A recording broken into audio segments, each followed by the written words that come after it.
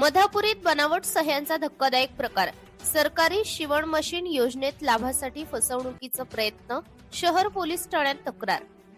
मूर्तिजापूर तालुक्यातील आदर्श ग्रामपंचायत मधापुरी येथे शासकीय योजनेचा लाभ मिळवण्यासाठी बनावट सह्या केल्याचा गंभीर आरोप समोर आला आहे. या प्रकरणी मधापुरी येथील ग्रामपंचायत स्तरावर गैरप्रकार झाल्याची तक्रार मूर्तिजापूर शहर पोलीस ठाण्यात दाखल करण्यात आली असून संबंधितांवर फौजदारी गुन्हा नोंदवण्याची मागणी सरपंच व ग्रामपंचायत अधिकारी यांनी केलेल्या तक्रारीत करण्यात आली आहे.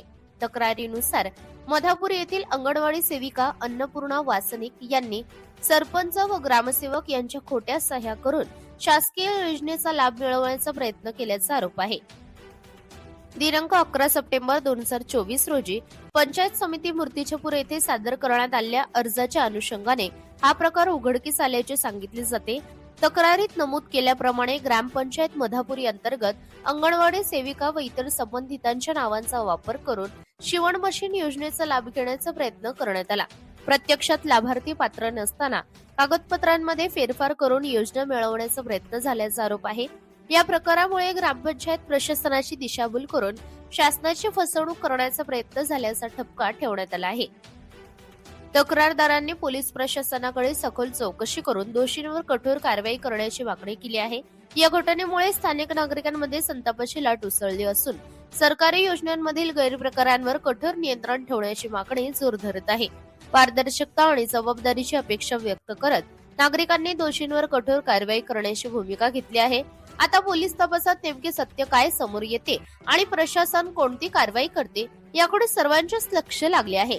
उपसंपादक Mohammad Rizwan Siddiqui, India News R7, Murtizapur. नमस्कार, मी माजी सरपंच तथा ग्रामपंचायत सदस्य आणि सरपंच पती प्रदीप हरदास ठाकरे, तालुका मूर्तिजापूर, जिल्हा अकोला. आमच्या गावामध्ये अंगणवाडी सेविका अन्नपूर्णा दिनेश वासनिक यांनी 11 नोव्हेंबर 2025 रोजी पंचायत समिती 20% शेष फंडामधून 90% सबसिडीवर शिलाई मशीन करता सरपंच सचिव यांचे खोटे शिक्के तयार करून आणि खोट्या सह्या मारून प्रस्ताव दाखल केलेला आहे. त्यामुळे हे खोटे जे कामं केले जातात यामुळे जे गावातले खरे जे लाभार्थी आहेत हे याच्यामुळे वंचित राहत आहे.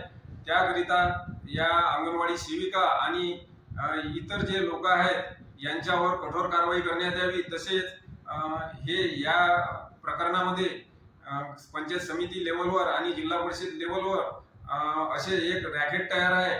ते हे डुप्लिकेट शिक्के आणि सह्या तयार करून लाभ घेत राहतात. त्यामुळे खरे जे गोरगरीब आणि वंचित लाभार्थी आहे याच्यापासून वंचित राहत आहे.